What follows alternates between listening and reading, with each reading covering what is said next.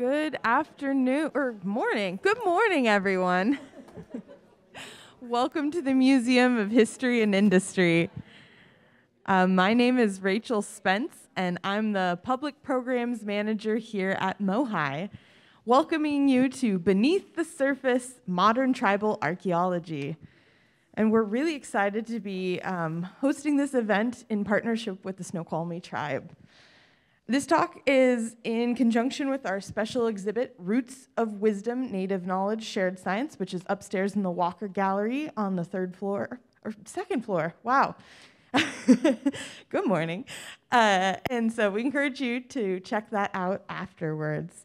If you need bathrooms, they are back in the cafe. If you go back and then to the left. And please take care of yourself, move as you need to. And if you need anything from us, there's plenty of MOHI staff around, so we're happy to help out.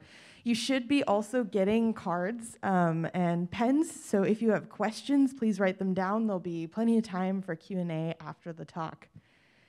And as we ground ourselves in space, it's important to begin by acknowledging that at MOHI, we are on the historic and contemporary lands and waters of the Duwamish, Suquamish, Muckleshoot, and all Coast Salish people. Historically, Native communities were forcefully removed from the city, but today we honor their continued endurance with deep respect and gratitude for their unbroken stewardship of this place. Today we will be specifically learning about tribal archaeology and the material culture that shows continuity of Native people living in the Puget Sound area since time immemorial. And without further ado, I am honored to introduce our speaker today, Stephen Moses, who is the Director of Archaeology and Historic Preservation for the Snoqualmie Tribe. Please give a round of applause for Stephen.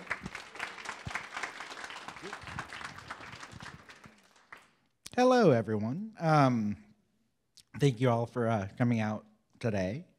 I'm going to start off just a little background context. I'm Stephen Moses. I'm the Director of Archaeology and Historic Preservation, which is a long, pretentious job title that I hate, but I'm also a Snoqualmie tribal member.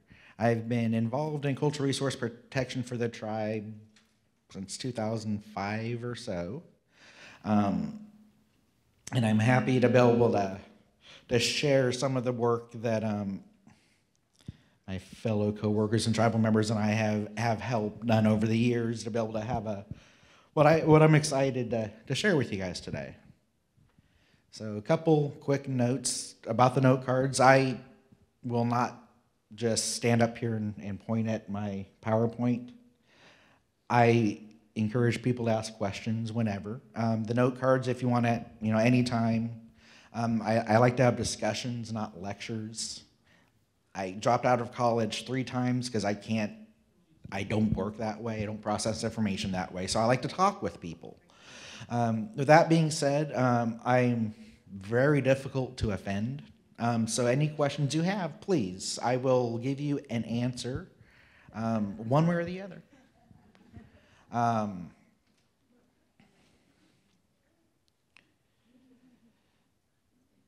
So a little bit more about myself.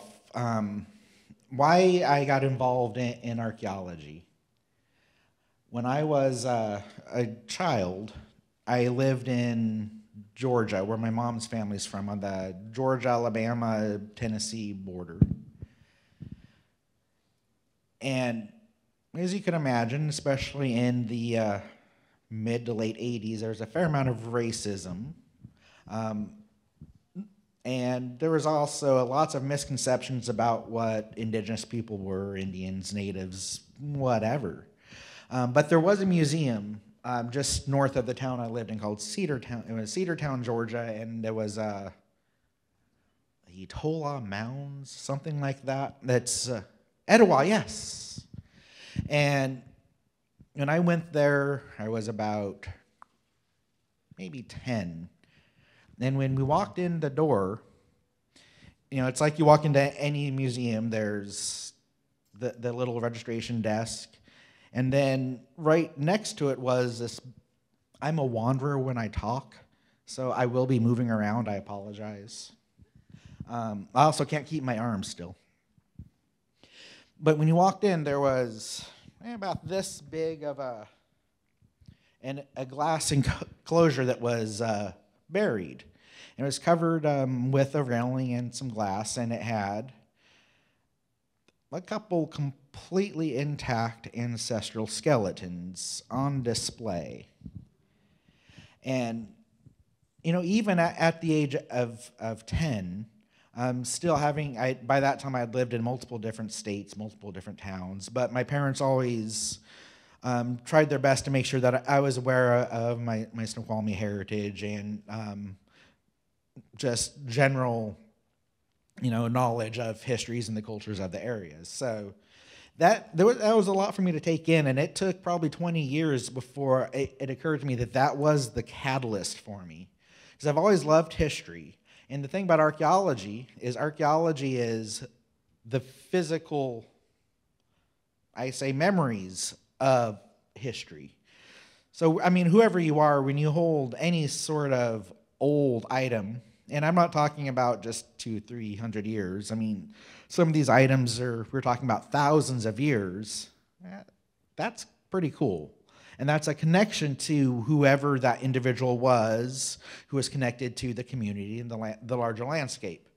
So I already had that mindset, and that's how I move forward with my career. But it occurred to me that seeing, and they weren't my ancestors, they were someone else's ancestors, but to see them just so openly, and it's not that they were displayed, they were bragged about, they were, it was an exploitation. Now, we did talk to the museum staff, and of course, again, this was the mid-'80s in Georgia.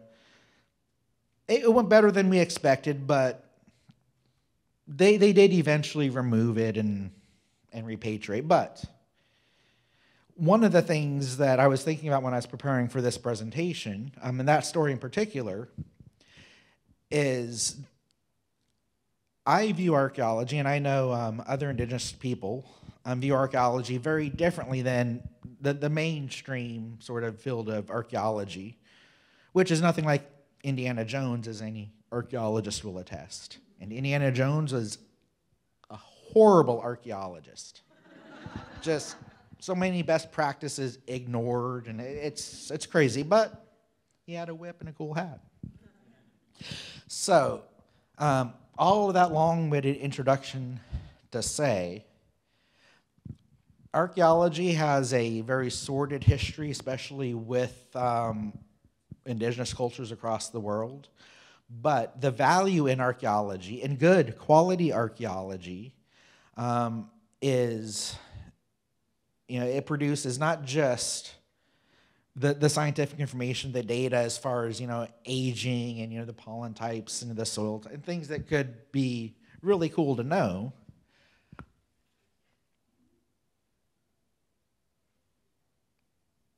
But what do you do with those items?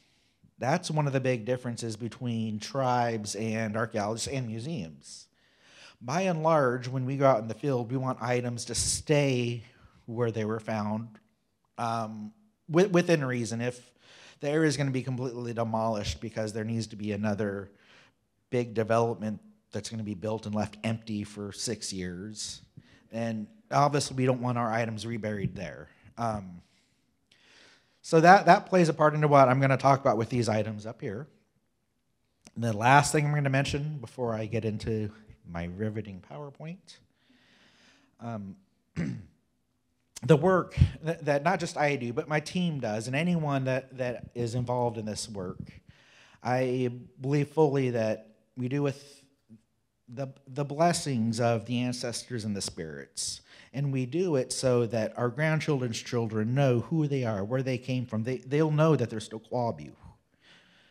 They may not know that they're Snoqualmie, which is the goal. They're Snoqualmie, Snoqualmie Chud.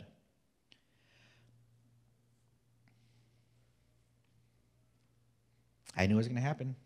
Every time I talk, Stacey nods up my brain just shuts off in mid-sentence.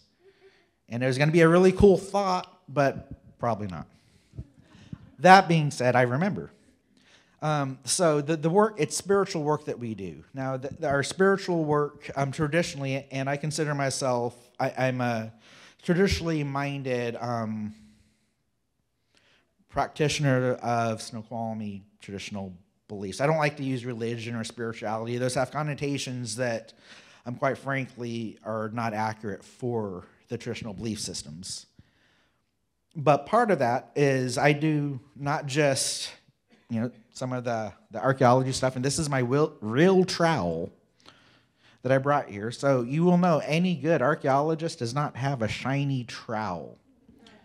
Even if you buy it brand new, you got to go muck it up. That is a rule. It's the same thing with shovels. That being said, I did bring some items that I use for spiritual work. I'm not going to talk about them because it's none of your business, but it's important culturally for them to be here for the spiritual part of the work. That type of spiritual work, for me, is not performative, so I do that sort of work before and after things. But because of the nature of artifacts, and some of these are not replicas, they are recently made. Some are actual artifacts. That's part of a game we play later. But because of that, there needs to be spiritual protection. So the one thing I will say, you see all the red, because red, it's considered a protective color. Something that protects you and items from negative energy, from whatever. Medicine, yes. That was the word. That being said,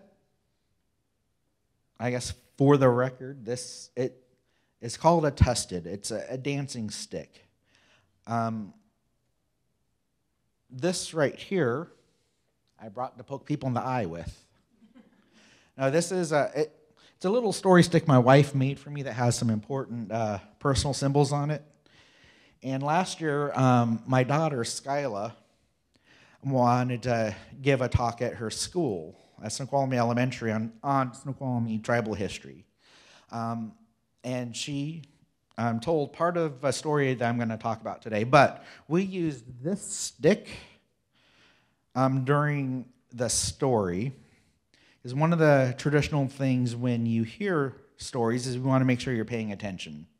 So if I Hilbert as a habu, and habu is a word that is used by some of the cultures for just you say it at random so people know that you're paying attention. So it's a call out respond thing. Because I was dealing with second graders, you can imagine there was every 2 seconds habu habu habu. So we had the stick so that we could wave the stick to make sure that people were paying attention. So not that you guys are all second graders. I thought it was a great idea. And so I'm going to test it out with you all. Any questions, comments before I get to the boring part? Well played, Abu. All right.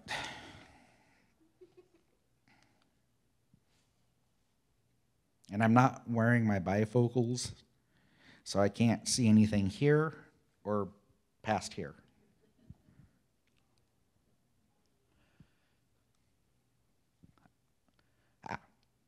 So yes, Snoqualmie Tribe, Department of Archaeology and Historic Preservation, or DAHP.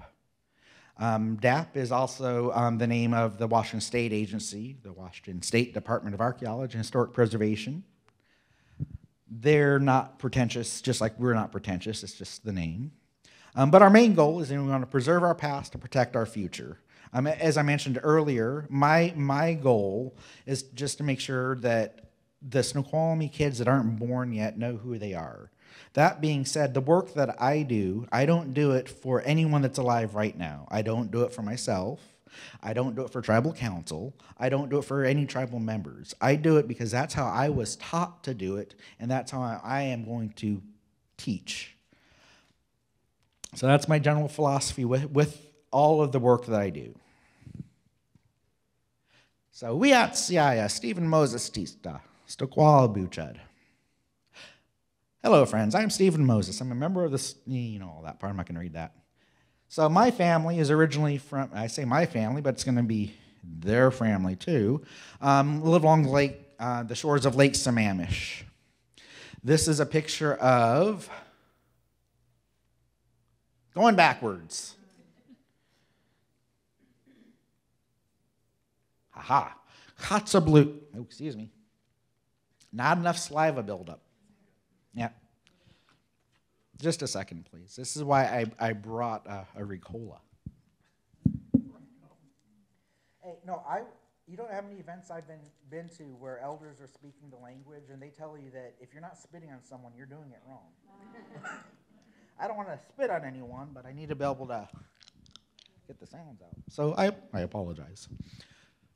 Blue, often called Mary Louie. She was born about 1790. She died in 1918. The rough math is about 124 years old. She was born in a village called Tolt, which is Carnation. If you're familiar with the area, there's it's the middle school, I think, across from Tolt McDonald Park. There was a longhouse there. That's where she was born back in the 1790s. Now, clearly, it's a school. But she moved to villages along Lake Sammamish. And she was a midwife, a medisperson to a lot of the original Lear American settlers of Issaquah. So if you know any of the famous names of Snoqualmie Valley, you know, the Gilmans, the Borse, she was instrumental in bringing a lot of their grandkids and kids into the world. She would walk from her home in Lake Sammamish to Yakima every year to go visit family there. Because my heritage is not just Snoqualmie, it's also a Duwamish and Yakima. And she would make that walk much like her ancestors did before her. That's probably why she lived for so long. Plus, I think especially our ancestral women didn't put themselves in as many stupid situations, like, hunting bear. But yeah. So this is a famous picture that everyone has, but that's who she is. And there's a really cool art display that Don Fells and Greg Watson wanted to do to not just honor her, but the Snoqualmie connection to the area. So the Meadowbrook Farm Preservation area, there's a really cool art display it's of bone game sticks, slahal, that is connected to the calendar year and the months, and it's really cool. Check it out.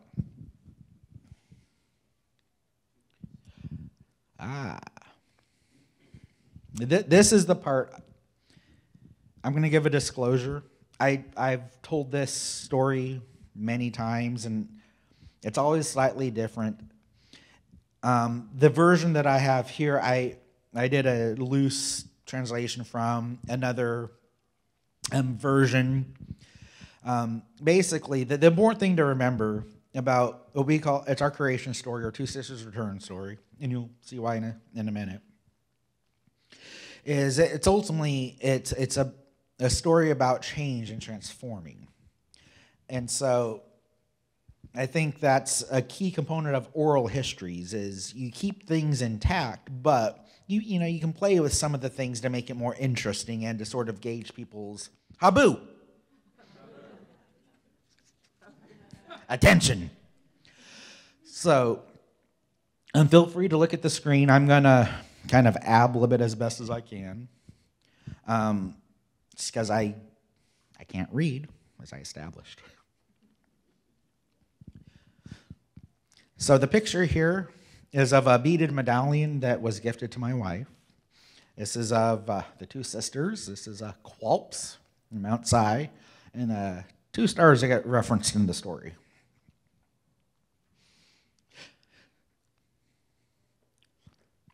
Two Sisters went to the prairie of Bucquab to dig for fern roots. Bucquab is the Meadowbrook Tollgate area of Snoqualmie, North Bend. When they were done digging, they decided to camp there for the night. That night, they were looking up in the sky, and they were admiring two stars, one red and one white. The sisters were talking about how they wish they could marry one of these stars and have children with them.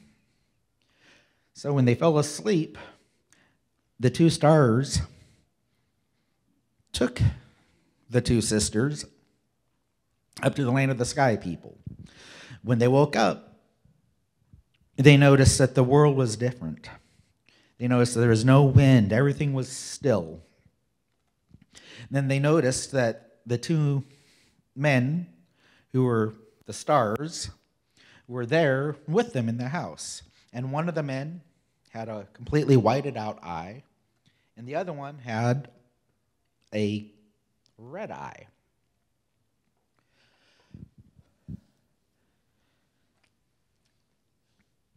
So every day the men would go out and hunt, fish, and the sisters would stay home, and they would go dig fern roots, much as they have been. And one day they noticed as they were digging really deep, a gust of air came blowing up. And it was then that the sisters realized where they were. They knew that the land of the sky people. And when they looked down through the hole, they could see Bucquab. They could see where their village was. So this went on for a period of time. And after a while, one of the sisters became pregnant and eventually gave birth to a baby boy who she named Snoqualbix, which is our word for moon. That's foreshadowing. So after a while, the sisters missed their home and family, and they wanted to go back. And so now that they knew where they were, they created a plan. While the men were out working every day, the women would go out and dig for fern roots.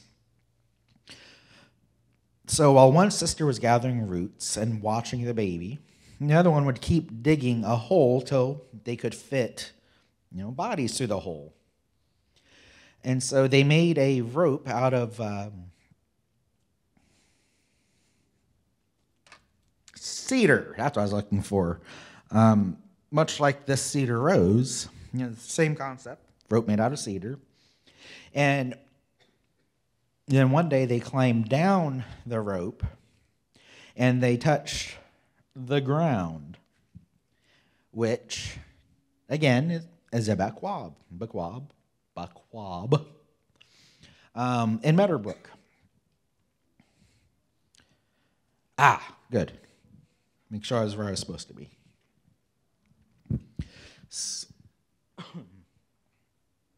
So the sisters claim, hold on.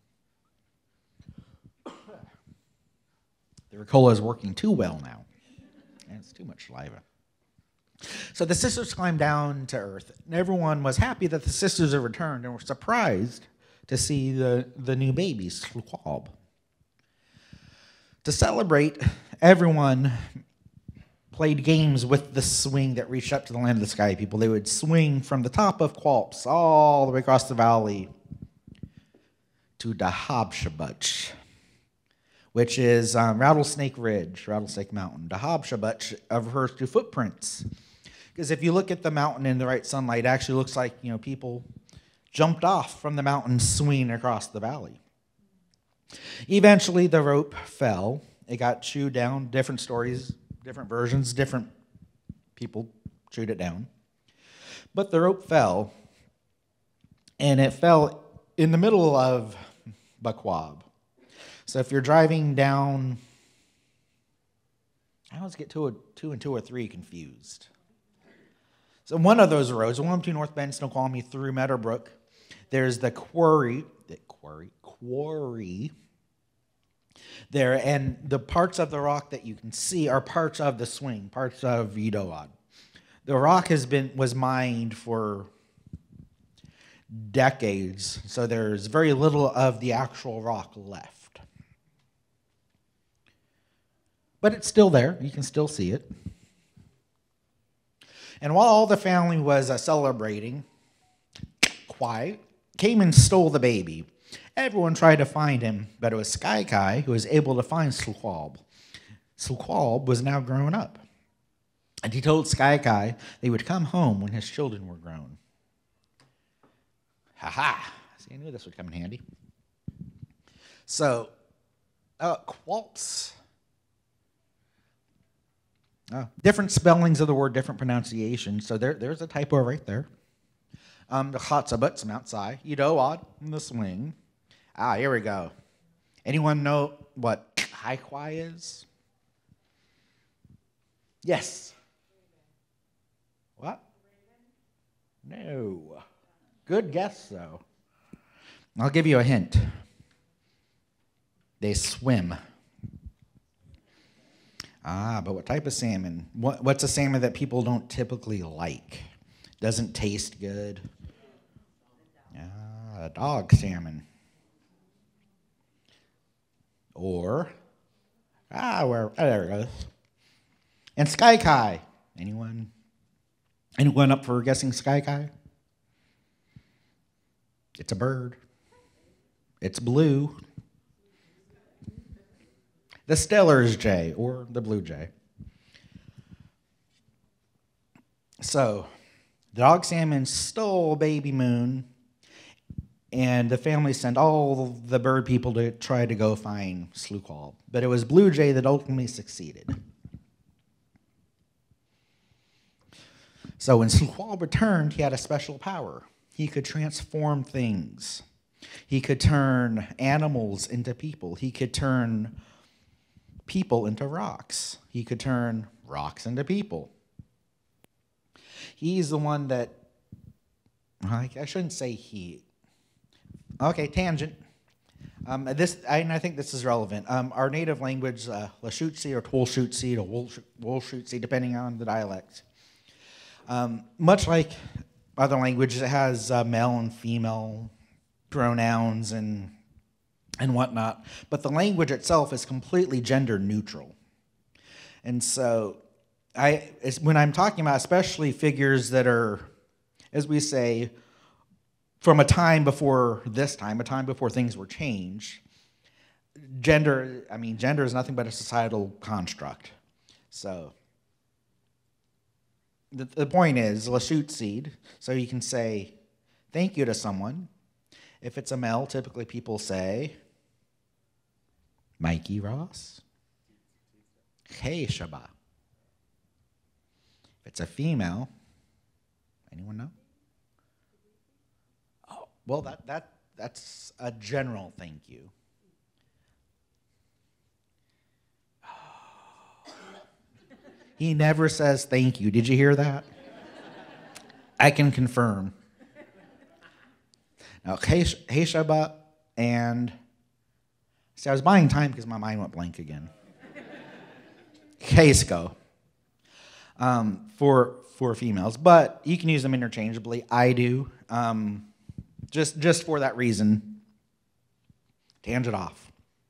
So when Snoqualmie returned, he had the power to transform, and now he was referred to as dsdaʔ, which means transformer or changer. And so when he came back to the place where he was stolen as a baby, there was a great fish weir there. And he decided that he didn't want anyone else to ever get stolen by the dog salmon. So he created a big waterfall at the side of the fish weir, which is today known as Snoqualmie Falls. In our language, there's two names signifying the different parts of the falls. There's Squad, which is the bottom part, the plunge pool, then the actual falls itself. And my mind just blanked, and Mikey Ross is not helpful again. I know there's at least someone here that knows Lashutsi that could help in a minute. Back to the story. So, scoffed off.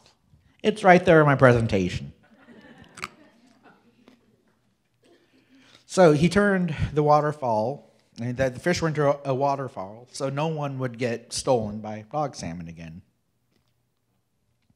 From here, dsdaʔ created the various people and all the rivers as they are now. He placed all of the fish in the rivers and made the wild game good to eat. That is a really rough version of what's called the creation story, the Two Sisters Return story. There's many versions out there. That one is a somewhat abbreviated, that was recorded by Arthur Ballard, with a few other things from other sources and whatnot. You guys should definitely check that story out. But it's just one of many stories that the indigenous cultures have in the Puget Sound area that are all interconnected through dsdaʔ, through transformer. Haboo! Oh, that side of the room didn't do so good. Got to work on it. So, Snoqualmie to dsdaʔ. We are the Snoqualmie people. We are descendants of dsdaʔ.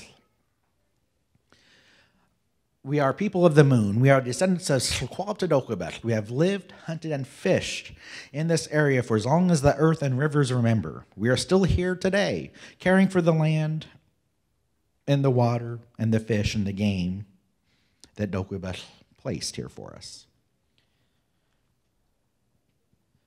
That's the creation story. Thoughts, questions? I can keep talking, but it's not as much fun for me. Yes, sir. I'm curious about the origin of people of the moon. What's the connection? Oh, sure. The baby, whose name was Moon, or Sdukʷalbix. And so, well, see, now we're going to have to get into some Lachute grammar, which I won't get too much into, but basically, Snoqualmie means people of moon in the transformer. And this is part of a story map that the tribe created that has shows a canoe generating the rough idea of some houses along Lake Sammamish. So we are people of the moon. See, I just answered your question. People of Moon, the Transformer. We signed the Treaty of Point Elliott in 1855. Our traditional territory spanned most of western Washington and both mountain passes, Stevens and Snoqualmie. We had village sites and locations that are still used as towns. Fall City, Carnation, North Bend, Redmond, Issaquah, Preston, Snoqualmie Pass, Seattle, Redmond, Woodinville, and of course Issaquah and Sammamish. Most of our tribal members today still live in this area, but we have a number that live all over the United States and a couple in Canada, more than a couple. But our reservation is in Snoqualmie, and it is a smallish parcel that the tribe purchased. We basically took, I described it as like a mortgage from a bank, had to take a loan to buy the land, and then go through the process of having it put into reservation status while building a casino and getting the gaming licenses and everything secure all at the same time. And that is, it's a unique story. Most of the reservations in the state of Washington were created by Isaac Stevens, the governor. His goal was to shove every single native person on either Yakima, Colville, Tulalip, Muckleshoot, or Lummi. That didn't work out, clearly. But as such, our traditional territory spans, and of course it's shared with other tribes as well. There's lots of overlay. Oh, we also own other pieces of property, not in reservation status or anything like that, but we own lots of property for restoration purposes, for other things. It's a lot. I turned it off.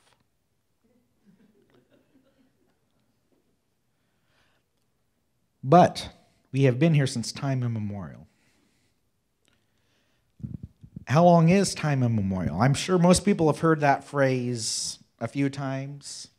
What I find is it doesn't have much context. And obviously I'm into archaeology. Context is not everything, but context is important. So let's add some context here, starting with this timeline. So and the math is not accurate on here. So if anyone does the math and finds that it's wrong, I'm sorry. Washington became the 42nd state in 1889. That was about 125 or so years ago. The Treaty of Point Elliott, which was signed by multiple tribes, was signed about 160 years ago. The U.S. Constitution, everyone knows that. Everyone knows it was written and signed 1776, about 230 years ago. Now, let's talk about Christopher Columbus, who is not named on here but is inferred. Now, when I say first Europeans, I like to think of Leif Erikson and the Vikings, but because we're talking about context, 1492 is the reference I use, but that was 500 years ago. So whenever you think history, ancient, old, everyone thinks of the pyramids. The pyramids were built about 4,000 years ago. And then, this is my favorite one, the oldest form of writing. Anyone know what it's called? Yes. Again, this side of the room. I don't know what's going on over here. Cuneiform is thought to be about 5,000 years old. That's old. That is ancient. However, according to the archaeological data, the oldest sites in the Snoqualmie Valley area, and actually the greater Washington area, there are sites at Tolton Falls City and Snoqualmie that are 4,000 to 8,000 years old. There are sites along the Sammamish River and Lake Sammamish in the Redmond, Woodinville, Lake Forest Park area that are 10,000 years old at least. Notice that's twice as old as cuneiform has existed. However, I turned it off again. I need to stop doing that. So there's one site that is archaeologically verified and dated to be almost 13,000 years old. So we have lived in this area longer than the written word has existed. That's what we mean by time immemorial. And then we turn it off again. See, you were supposed to be helping me. Who hired this guy? But we are still here. We have many troubled businesses, such as the casino, the Salish Lodge, the Crescent Market. Can we strike that for the record? The higher priorities? Okay. No, don't do it. You suck it up. And then we also provide services to tribal members, health services, bill assistance, all that fun stuff. Things that a government will help its people with because we are a government.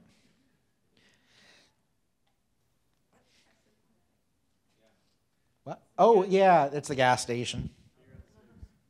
Yeah, gas station / liquor store / eventually cannabis store. Is a textile / native art business. Yeah. Oh, and we have our Environmental Natural Resources Department that plays key roles in habitat restoration and including the revival of kokanee along Lake Sammamish, which, if you don't know what a kokanee is, there's this fantastic work group called the Kokanee Working Group. Look for them online. You'll learn everything you need to know.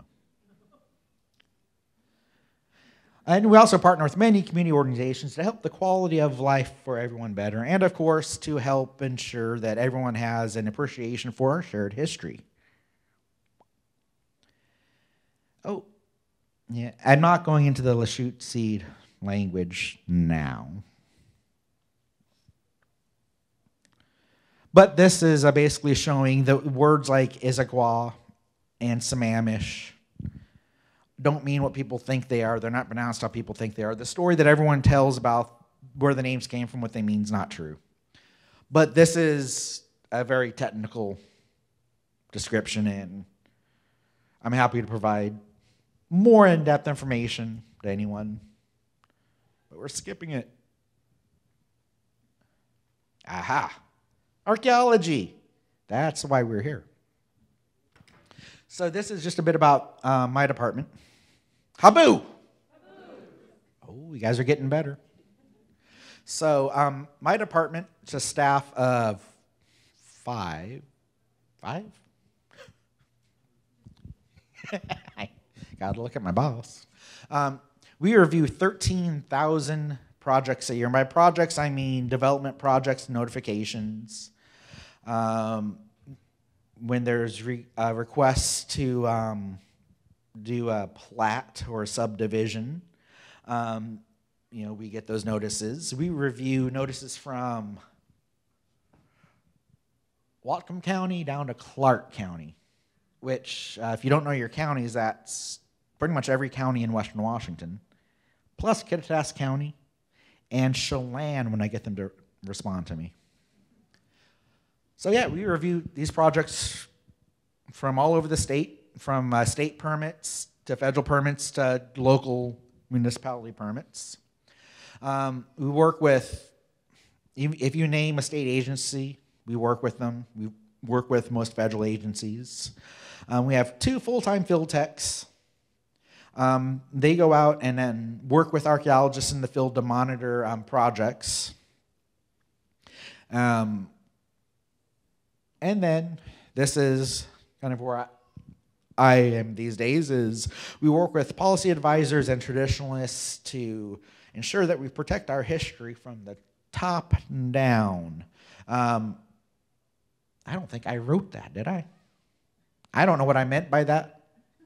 But I think I know what I was trying to say, is this goes back to, it's a holistic thing. In order for me to live up to my personal obligations to the spirits and the ancestors, I need to do everything I can to make sure that everyone I work with has the same sort of understanding about those traditions and protocols that I do. I don't consider myself a teacher or a leader. I'm just some guy that asked a bunch of questions and got lucky to asking the right people over my life. So there's lots of elders, native and non-native, that have contributed to everything I know.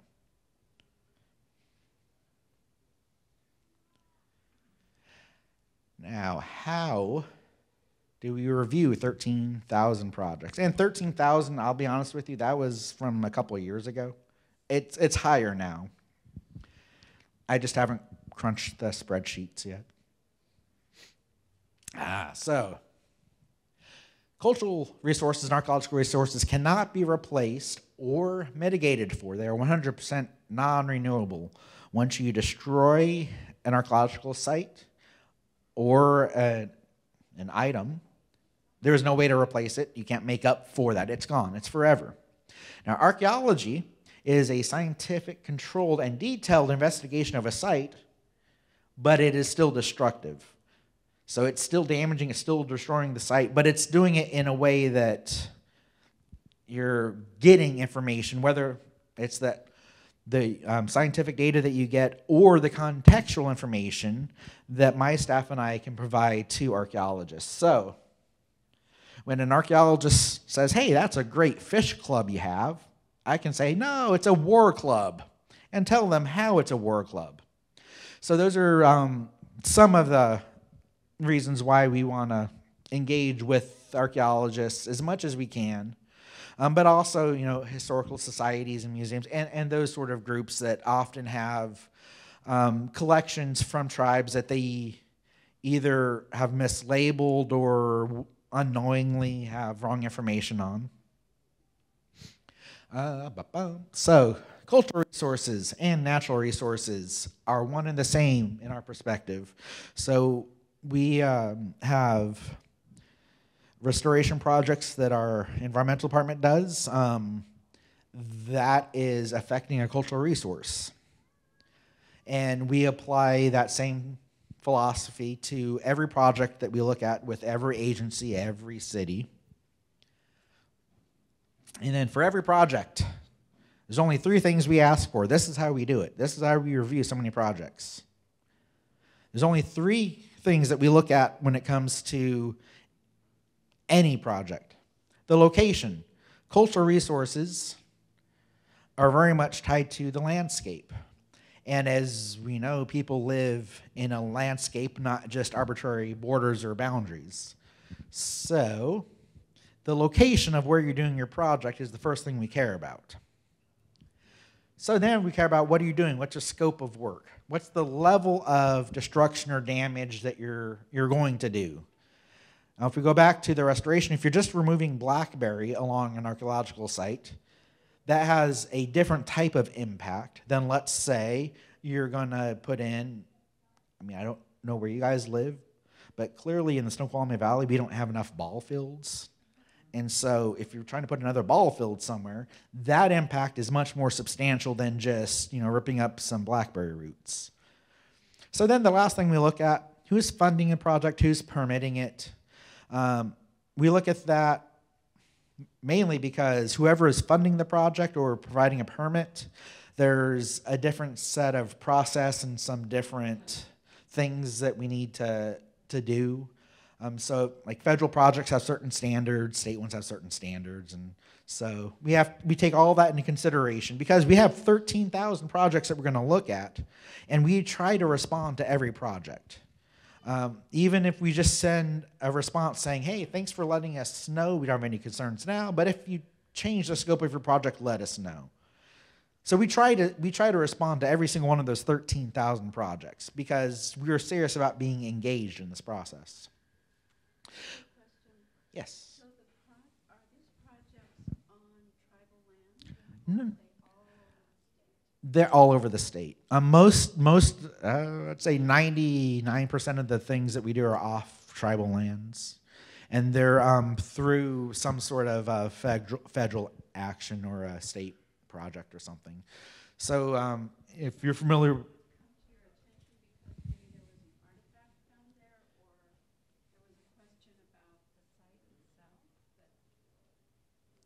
Well, that's why we look at their reviews, and there's certain legal responsibilities that agencies have for notification to parties for certain types of things that they do, and so those are the things that we actively get notified from. But there's other things I've had to, especially when I first started this job back in 2012. We actually would have to go through the public notices in the local newspapers where the cities would have to say 30-day notice for this. We would have to actually look through those. And so the overall system has gotten better. So we receive most of the notifications that we should, but there's a lot that we do miss, and we find through lots of different ways. The website has a comment thing that has all sorts of fun questions and things that pop up. And I get all sorts of emails. They get emails, phone calls. There's all sorts of ways. And again, we're that adaptable because we're that serious about the work. It takes that level of dedication, quite honestly. Yes.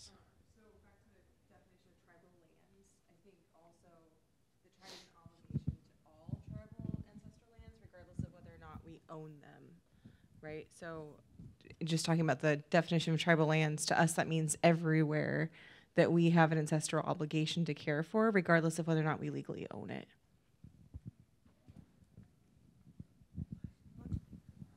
So after review, what kind of actions, for example, you can take as a tribe, or like what kind of what's the actions, for example, if that's so destructive for that's the maybe possibly the burial site or whatever the things, what's the actions? Well, that's a great question. There's a lot of nuance to it. By and large, the type of notifications that we get, they're big projects that everyone knows what they're going to do. Is sort of the level of damage, and part of their review process for a lot of people that do these development projects, they have to go through, there's the state environmental protection, SEPA checklist. There's resources that the state of Washington Department of Archaeology and Historic Preservation has. They have an online database of known archaeological sites. So people with access can actually see if there's a potential based off of known probability models. So that's the bulk of what we do. Now, what you're asking, the trickier thing is, that's, when we're talking about that, we're already at the permitting funding level. So we look at the location for that first one. If it's a known cultural site, ethnographic site, archaeological site, something that is typically not protected under state law because it's just not reported, because there are locations out there that are culturally, archaeologically sensitive that we don't report to protect them. So that's why the location is where we focus a lot of our efforts to see if it's really worth our time. A great example is anyone familiar with culturally modified trees or CMTs? Excellent. Well, we tried. But culturally modified trees are an interesting thing to consider. One, tribes, we don't talk about them publicly too often just because they're so endangered. But they're also really cool looking trees a lot of times, and so neighborhoods have their own stories and connections to them. So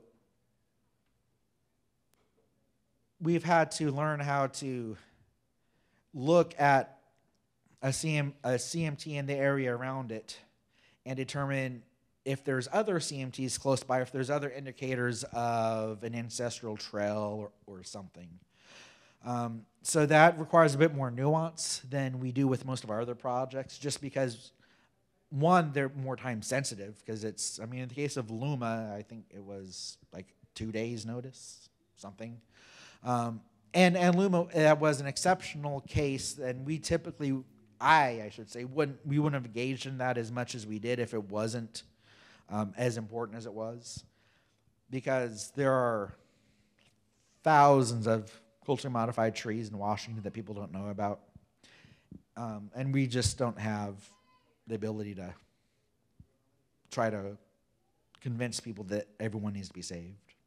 So that's just one example. Ancestral remains and funerary objects, those are a special category that have federal protections under NAGPRA and state laws. So those are approached in a completely different manner. Good question, though. Any other questions? So that's how we do our job. What's the next one? Hey, it's the end. We do have a few questions at the back, if you want to take them now. Too late. Keep It's going. the last slide. All right. I'm done. Yes, what's the question? Oh, sorry. Thanks for taking my question. For the process of reviewing the projects, is there, in your dream world, anything that needs to be improved about that to make it better outcomes for you all? People just need to be more responsible with the development, really. Do we really need all the stuff we're building? No. That's really, the problem isn't the protection of the locations. The problem is, and this is at the core of archaeology, really, is like, does the archaeology really need to be done? Do we really need to have, another cheaply built housing development that's going up in not just areas of cultural importance, but you critical wetland areas, critical flooding areas. There's cities, especially in Snoqualmie Valley, they're just building all this stuff. There's no, you don't have to think about the fact there's barely the infrastructure to support it. That's just the houses. You're building 200 houses in 6 months in Western Washington. I don't think those are the highest quality houses. So that's an example, and this is something that we try to work out with on a local level too, is, I mean, obviously there's an understanding that people need houses, people are coming, people are going to keep coming, people are going to keep needing houses. I'm not going to tell the city to stop building houses. I can't. I have no interest to stop doing that. But what I will tell them, and I repeatedly tell everyone, is you can control how you do the process. If you follow the process as it is, and the process, there's so much room for improvement to get to that point, but it's an overall overhaul is what it would really need. I mean, by and large, we need awareness and people to understand the importance of protection, of avoidance, of maybe really considering, is the economic impact of this really worth the complete loss of something? And I take that philosophy not just as Snoqualmie indigenous artifacts, but I mean any artifacts, any part of our history. I mean, I always say it's our shared history. It's a history that we share together, and history is by and large considered nothing but rote memorization of facts and dates and people that is not even true. But that's how history is taught. And history is, and I think most of us realize, is a living, breathing thing that we're experiencing right now. And when you start looking into that context, you get not just, you know, a bigger appreciation for, I mean, really for the tribe or for different cultures, but for just where you live. Because wherever you go in this world, and I was in the Air Force, and I spent a fair amount of time in Europe, there's history, there's a connection that you can have. When I was in Vicenza, Italy, walking down a cobblestone road, that cobblestone road was there when Shakespeare was writing Romeo and Juliet. That's pretty cool. I have no Italian ancestry whatsoever. I'm native and I'm Irish, hence the freckles, and English, hence the lack of hair on top. But native, so I can't grow a full beard. That's how it goes. I just didn't feel like shaving. But yeah, I think I answered the question. You did. Thank you so much. Yes, sir. I have a question. It might be a little long-winded. The question is your thoughts on NAGPRA and this as a repository, Snoqualmie Tribe. I wanted to say, build up to that. So we're talking about NAGPRA. So I'm curious why it's taken so long for NAGPRA to have teeth. I also have some questions about, obviously, human remains do not need to be displayed. The funerary objects, I understand the objection from the native point. However, I just from a interest point of view, you take something like a projectile point, they differ depending on epoch, on you know, when they were made. But largely speaking, a projectile point is going to have the same basic shape due to function, right? But a funerary object is there's art involved. There's you know, their perception of cosmos, right? Like, so you get a much deeper insight into a culture by how they were reviewing the world that they moved in, the spirits that they enacted with. And so if you're taking away those objects to study, are you removing kind of a ability to get a deeper understanding of a culture? Because again, a lot of artifacts just have a certain functionality, like a pounder, you know, that's going to look largely the same. And then, kind of my final wrap up on this is, I understand there's a lot of repatriation going on.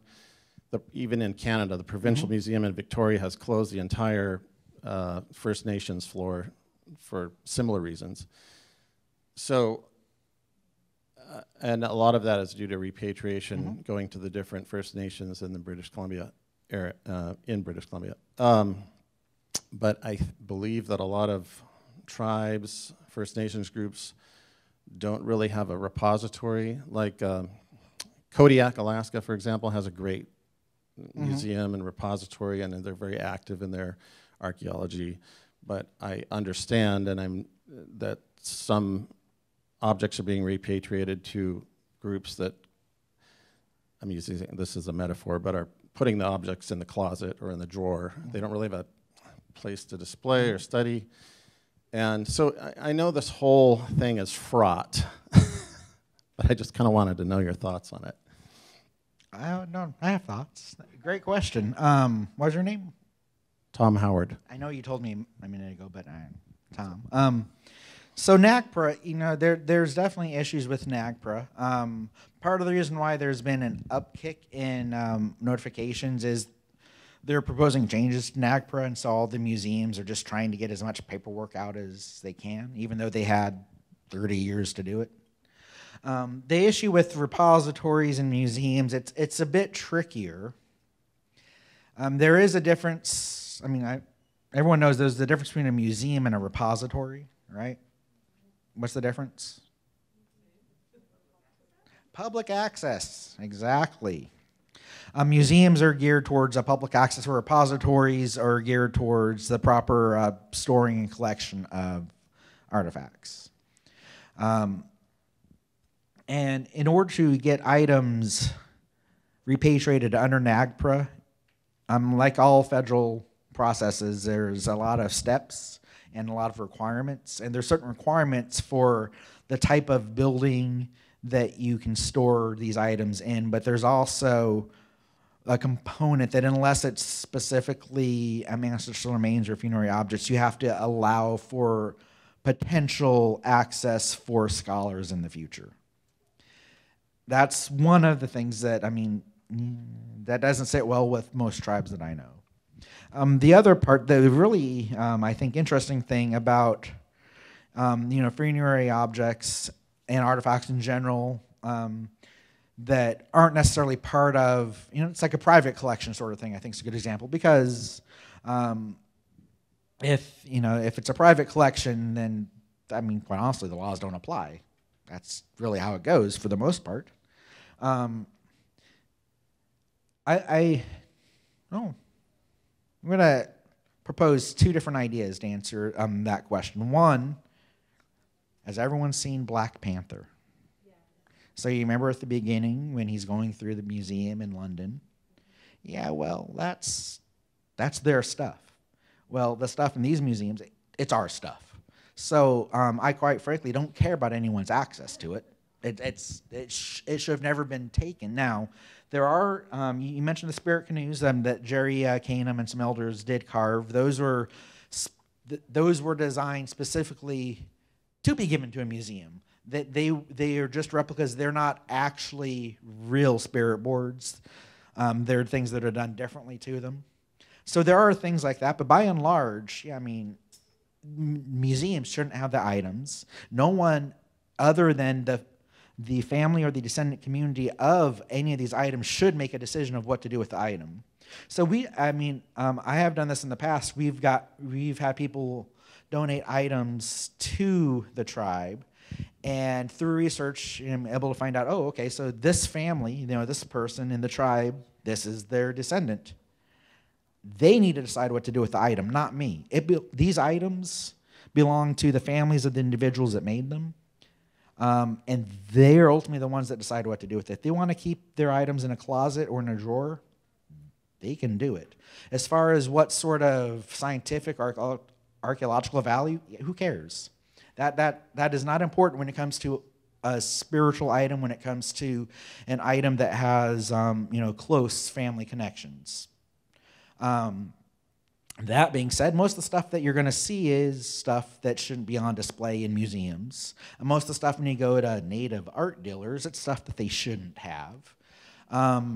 So I mean that is really a really tricky thing to work at, because and I always try to mention I love archaeology, I love museums, I love the idea, but it's just fundamental. Who has a right to determine what someone else's cultural item is used for?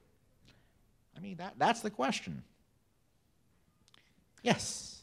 I totally understand, and the value of what you're talking about, but also there is my desire to understand how First Nations, Native people, see the nature and then life, and then those kind of artifacts. And through those, I'm sort of intrigued to learn it because it's very different way to interpret the life and the world from the European culture.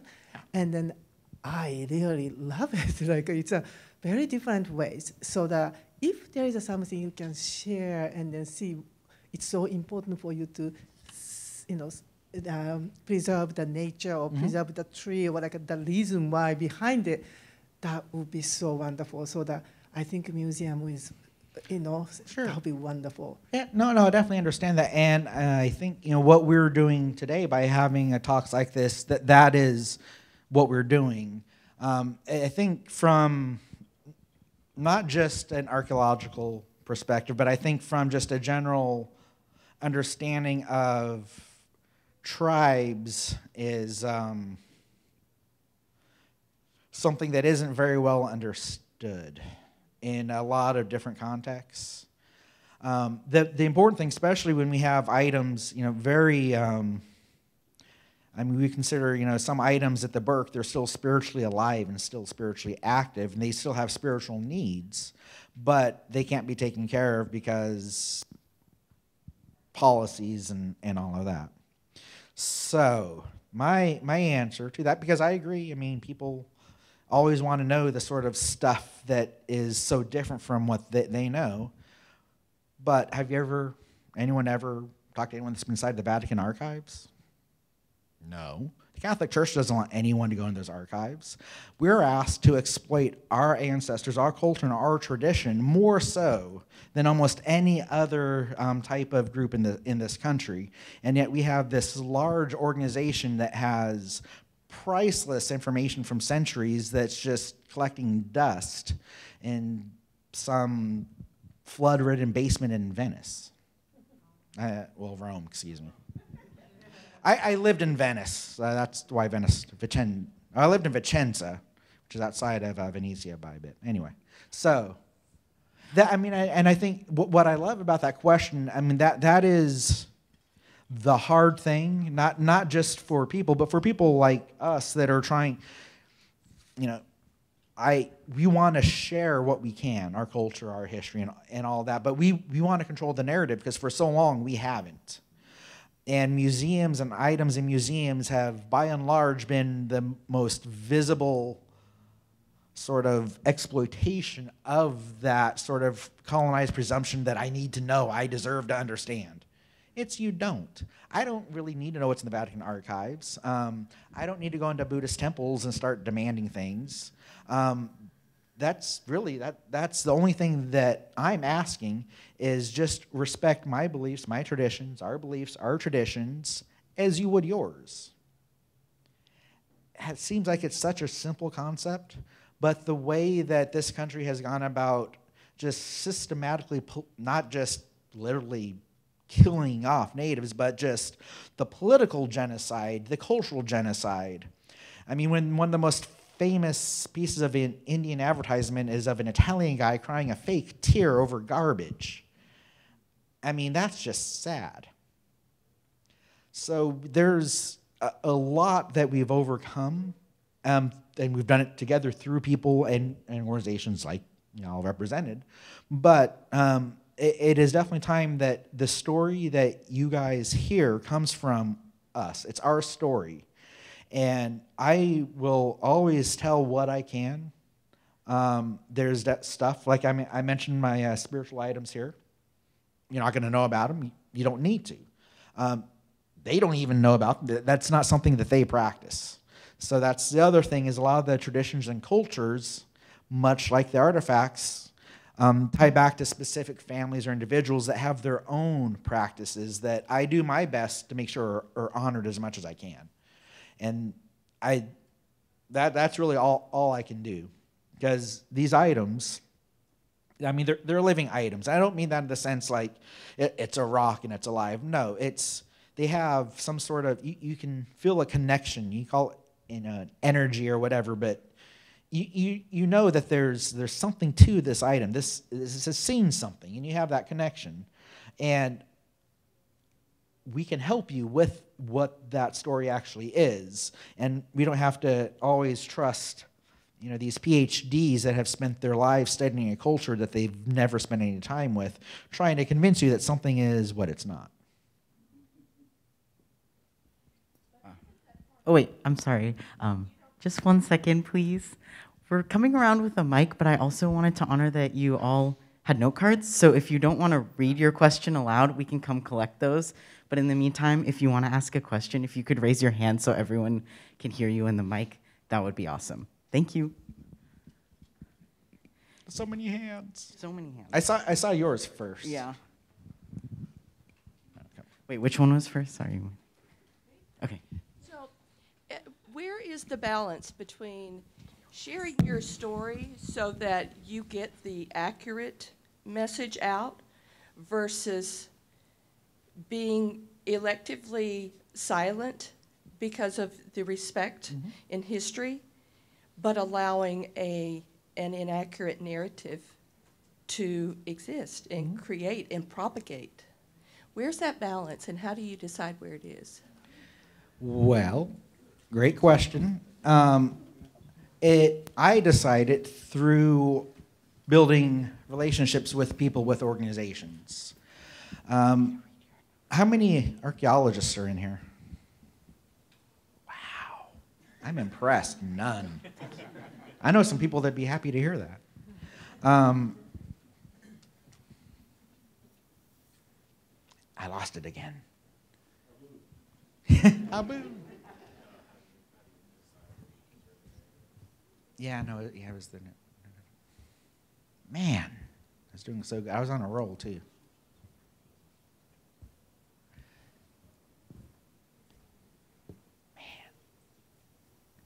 Well, yeah, the ancestral lands movement is definitely a part of that, bringing awareness and controlling the narrative on sort of a more public avenue. Where I was talking about building relationships, and why I asked there's so many archaeologists, is for those that aren't familiar with the career of your run-of-the-mill archaeologist, it's a lot of student debt, a lot of low-paying contract jobs, and a lot of driving around to nowhere to make very little money staying in cheap hotels. So what comes about that is most archaeologists, if they continue, especially past a 4-year degree, end up... Okay, see, I've actually never talked this long nonstop because y'all aren't asking enough questions at the beginning. But no, building, and those archaeologists end up working at multiple different companies over the years, or different agencies, switching from like the DOT, Doug, Ecology, or something like that. So what I try to do is I build relationships, with the individuals, so no matter where they go, they can take that relationship with their organization.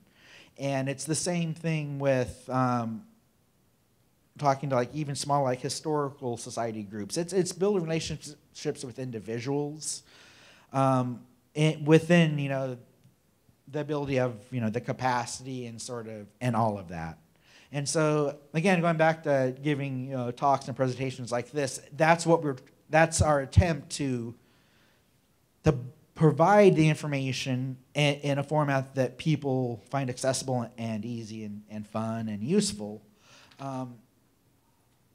But it's it's a long way to come, but it's something that you're all helping with by being here and asking these questions. Which I've given this presentation to second graders all the way up to grad students, and I always say fourth graders ask the best questions, but these are actually better than most of the other questions. So you guys are thinkers. I like it. You're too fast for me. This kind of goes along with the last couple of questions. It's kind of just, do you have any recommendations for if people want to go to a physical location where you can learn in a way that's led by tribal communities, or cultural centers, or are there museums that are working with tribal communities to present information in a respectful way, like, or online spaces? Just like, do you have recommendations? Yeah, no, most of the tribes in Puget Sound have a museum facility. I know there's a Haybowl at Tulalip. There's Snoqualmie has a really nice little one. I haven't seen Puyallup. Snoqualmie, I mean, Squaxin Island has a really cool one down there. They have a little library built in. Yakima has, I mean, no disrespect to my Yakima cousins, but it was built in the 70s, and you can tell. And I know, yeah, I don't know if Colville has I mean, their reservation's so big and they have so much, who knows? Yes, that's the one that I haven't been to. Everyone says I need to go to Macaw, but I haven't been there. But there are those museums that are being managed by tribes that is helping control the narrative of where items in non-tribal control can ultimately go. Because as I mentioned earlier, and as you mentioned with some items, we may have getting donated to a museum may be what has to happen. So and that happens a lot. I mean, I have this conversation 20, 30 times a month, just around the projects that we deal with. Excuse me, I feel like I have to sneeze now. So we always try to make sure that tribal museums have the first option to deny. Where in the state of Washington, just by default, the Burke is the museum that gets everything. So we try to get things sent to tribal museums when we can, but obviously, for anyone has anyone ever accessioned or anything an archaeological collection? Basically, you have banker's boxes full of rocks and dirt. And I'm not talking about things that are formed into tools. I mean, they're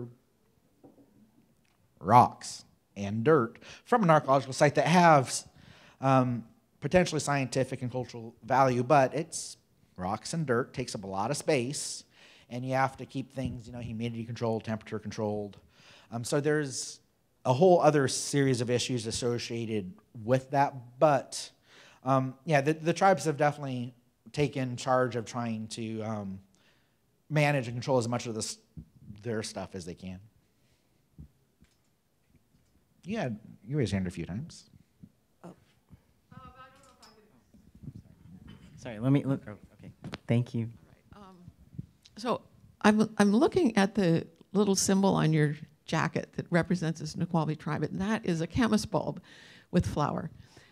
And the question is, isn't this distinction between that says in order to be a culturally significant item, it has to be modified, whereas a big part of culture and the significance of culture here is in places that have been preserved and cared for rather than modified. I mean, that's the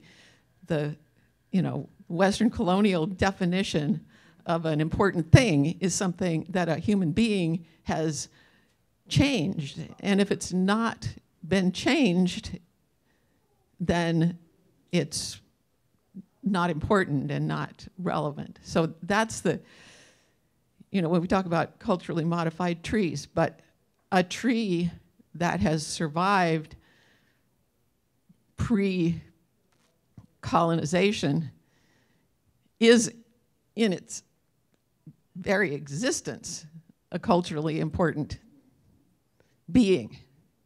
So I don't know if you have thoughts along those lines. That's exactly the argument that we make, because it is a fundamental difference in not necessarily cultures, it's a different world view. And I mentioned, CMTs, I think we'll come back to those in a second. But the idea that something has to have been owned or something has to have been someone's property is not, it seems very unique to Western European cultural thinking in general. It's, you know, this idea of ownership, like personal ownership, whereas with our culture, it's more of a, not necessarily like a community ownership, but it's more of an understanding that there's more than just me and my wants and desires. And I'm not saying like that's not good or bad. I mean, I'm a product of, you know, the American popular culture, just like most of you probably are. But, you know, I think there is a fundamental just difference, not just in that worldview, but in how it's taught and how it's educated through the public school system. Because that goes back to, you know, what I said about history. You're taught just to learn names and dates and facts, and that's all useless information without the context. So that's really what all this comes down to. And coming back to the CMTs, and this is something, I mean, there was an archaeologist that tried to discredit our claim, or not our claim, our cultural knowledge on a tree being culturally modified. Now, the term CMT, culturally modified, it's a horrible term. Some anthropologists came up with it. I don't like it, but it's what's used.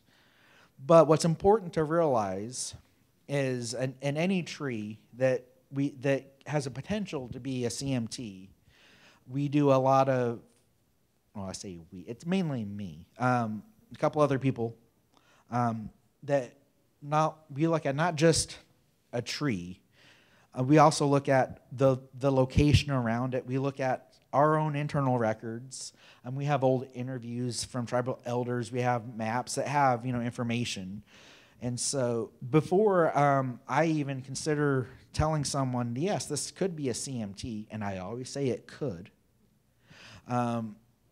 there's been hours of research into making that assertion. So I'm not going to just say something's a CMT just because that, you know, someone wants it or whatever. No, there's a cultural aspect to it, yes, but it's also, you know, archaeology. So there's, you know, a methodology that supports what we're saying. And CMTs, you know, that is a tricky one because it is hard to know 100% for sure with trees, but that doesn't really matter when it comes to, you know, a cultural place, a cultural location, because that's just it. It's a location. It's not a single item. It's the collection of items that are or potentially on a landscape. So I already knew before Luma that there was a trail system that connected through that part of Seattle. And I also already knew that most of our trail systems, you know, that are in the woods a couple hundred years ago, trees that are hundreds of feet tall, tens of feet wide. So you would need an easy way to be able to get along those trails to know where you get to the next river side or canoe portage or something. So a lot of that information, you know, the tribes we will not ever share it. What we share is the results, which that's all that's asked of archaeologists, is to share the results. They don't share necessarily the process of what they did. They will tell you, if you read an archaeological report, which everyone should. I don't know how many I've read, but I have plenty I could share if anyone ever wants to read one. Has very good detailed information, and what we're trying to do in order to get the field of archaeology to, again, go back to relationship building, being more holistic, is when we provide tribes, when I say we provide information to archaeologists or to anyone for whatever reports, and these could be things that they're required to do under their federal or state permit. So they have to do it. They have to try to engage with the tribe. It's up to the tribes, how much capacity we have if it's outside of our normal duties or whatever, which is where CMTs come in. There's no way to really, each CMT is going to be a different thing. We have a process that we do, but I mean, like I said, Luma, there was literally 2 days. There's some that people think are CMTs that are in no danger of being damaged, and we're not going to use our resources right now to do that research. So it's still kind of a work in progress how we can get people to understand CMTs, and just honestly just treat them like you would any other cultural resource or archaeological resource. That's what it comes down to. Did that cover it? I ramble in my answers. I try to tie everything back. Thank you. Sorry, I'm trying to even out the number of questions, let people. He can ask his question. I'm okay. I'm just. There's a word, tamanus, or tamanus, kind of, I think, talks about spirit of the object or spirit of a place. That's a jargon word. Not a Lashunsi word for it. The Hawaiians have a word called mana, which means spirit of place, and it's the idea that there is something more to thinking of a rock as an inanimate object, or a place as something inanimate. There's some sense of spirit.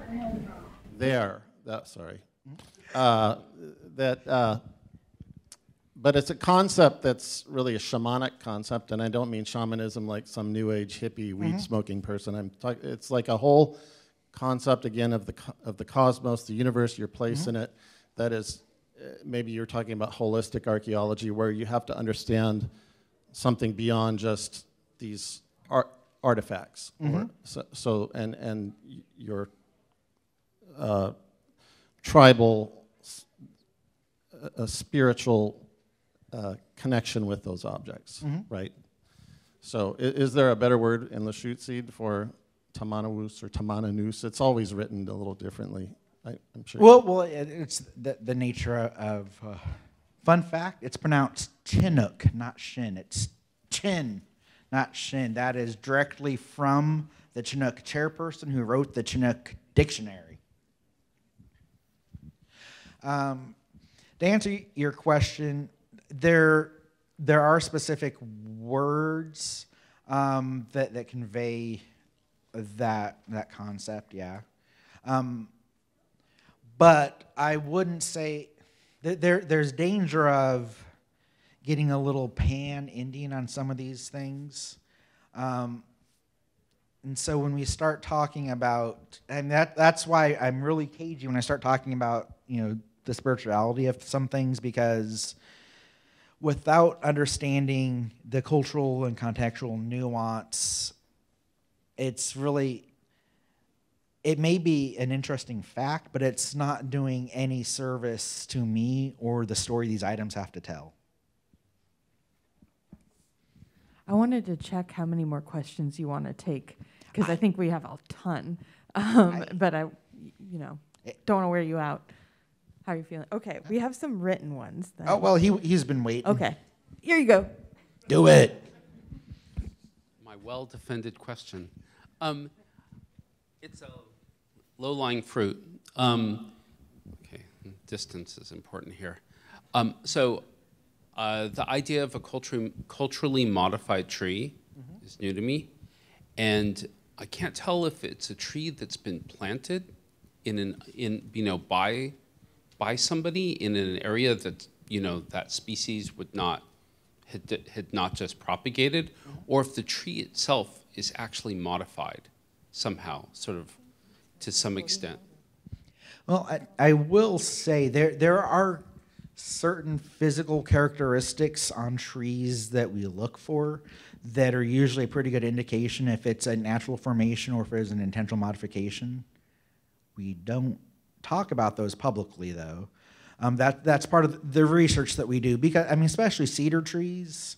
I mean, if you could put a cedar tree anywhere here and it will like grow in weird ways to find water and sun. You know, so it can be tricky, and that is part of the reason why I spend so much time doing the research in something, because I mean, I'm a very practical person above all else. I know that it's easy to question something that you don't understand, especially when you're purposely not being given all the information that you would like.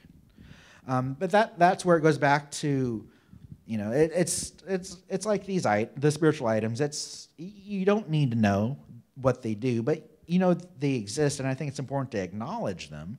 You know, it's the same thing with these trees. Is when we say that, again, and I hate the term, but when we say that, and it's not just a cedar. It could be, there's different types of not just trees, plants that could be modified for various reasons. You know, we can back that up. But we don't have to tell you why. And that's the same thing like with any archaeologist doing any archaeological report on an archaeological site. I mean, the location of an archaeological site is protected state information. So unless you have a specific need to know, you don't know the location of archaeological sites. And I will guarantee you, wherever you came from, you crossed at least 30 archaeological sites to get here. There's so many in this state, and it's just unbelievable. But acknowledging all of that, it's back to trying to control the narrative, because the fact that these CMTs are part of our ancestors' legacy and the physical memory of, you know, the trail system that they used for generations. You know, we want to try to, it's not so much control the narrative as it is to wrestle the narrative back to, well, and I fall back on the Vatican, the Catholic Church, not make fun or smash on anyone, but I think the Catholic Church and the Vatican is known for being secretive. By and large, people accept it. And there's no good reason the Vatican needs to keep anything secret. I mean, nothing. There's very valid reasons why tribes need to keep things secret and protected. So that's sort of trying to bring awareness to the tribal stories and narratives on the same level that everyone just accepts as common is sort of, that's my goal, and that's the overall intent behind this presentation, and why I want people to ask questions like that, because those are the questions I know people want answers to, and I will give you as much of an answer as I can on just about any topic. I'm gonna get a drink of water. Yeah. And maybe another lozenge, so you can hear me suck it. You can ask questions. I can speak up. If you want us to come get a note card from you, for those who wrote things down, maybe still feeling a little shy, we can come get them, or we'll start reading them, the two that we have. One question from the audience is, what's a current project that you're really excited about? This one. Yeah. No, that's hard. That's hard to answer just because of the number of projects, and also my staff gets to do most of the archaeology.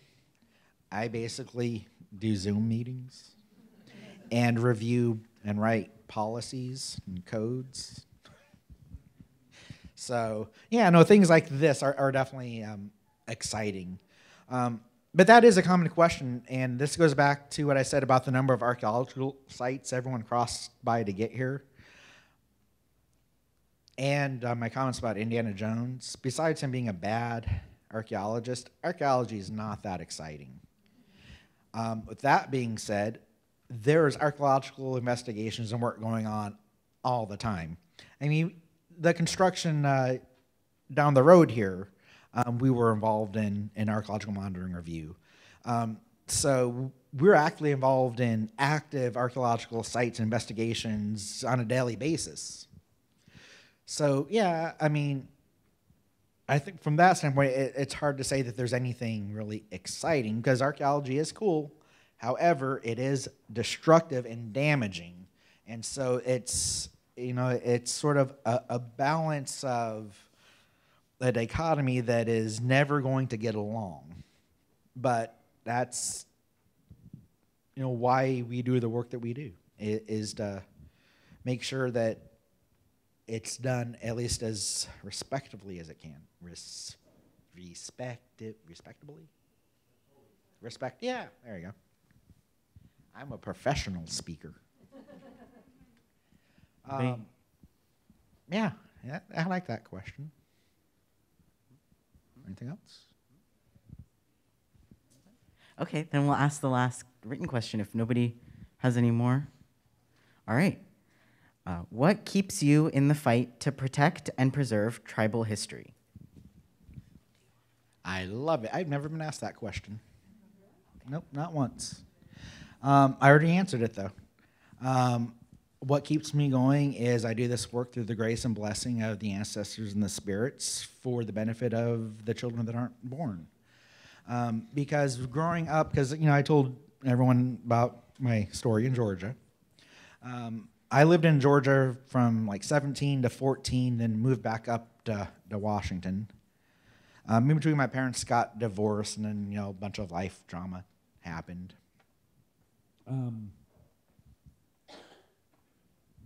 But all through that, my mother, my mother is white. She's not Native. She made a very concentrated effort to make sure that I knew my culture, my history, as much as she could. My biological father, who is Native, Snoqualmie, just wasn't, for whatever reason, upfront with anything, with me at least. So when they got divorced, my mom came back to Washington, and I would come up to visit every summer. She would make sure to take me to places like Snoqualmie Falls, Mount Si, because she knew that those were important culturally for me. And so I was able to enjoy some of those experiences as a kid that I otherwise wouldn't have on the other side of the country. And, you know, I think back how hard my mom worked, and she didn't have to make sure that I had those experiences and knew those things. And obviously, you know, she knew about my love of history. Well, she knows. She's still alive. In Wenatchee. Lovely woman. Super crazy and clumsy, just like me. But, you know, it's important to me as a son for her to know that I appreciate what she did. And the work that I do is a direct correlation to the attention she gave to those needs to me as a child.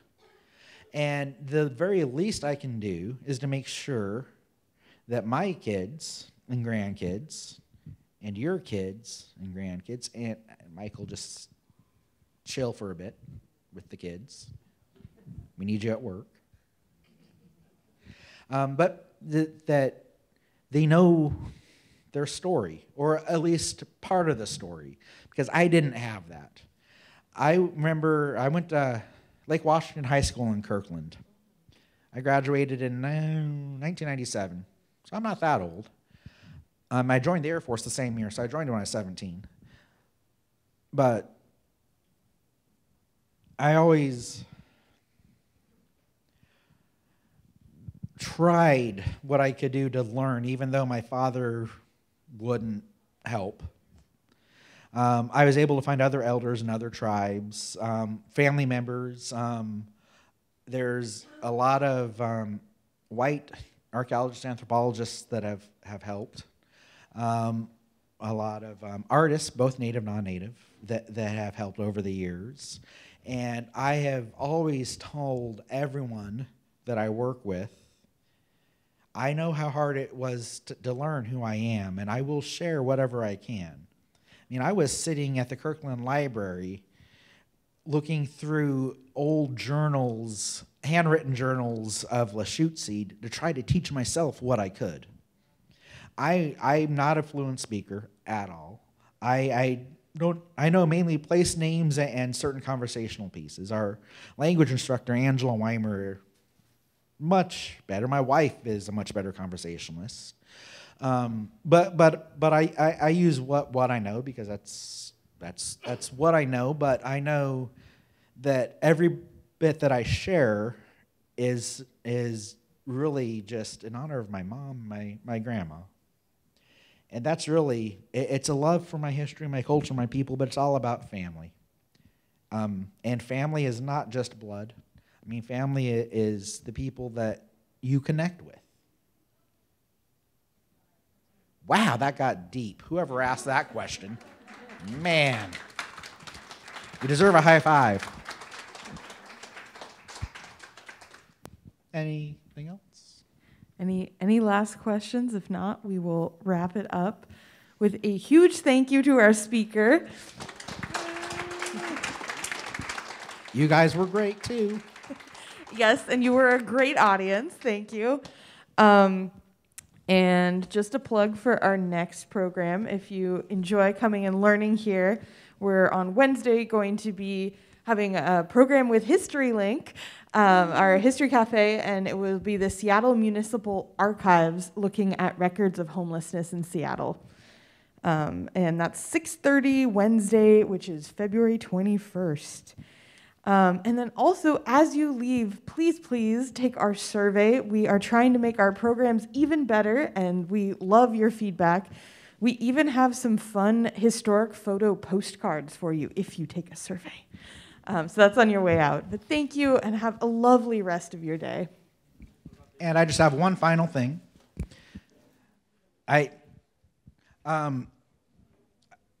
You can think of this as a type of prayer, but it's not a prayer. It's sort of a code I live by that I use as a prayer.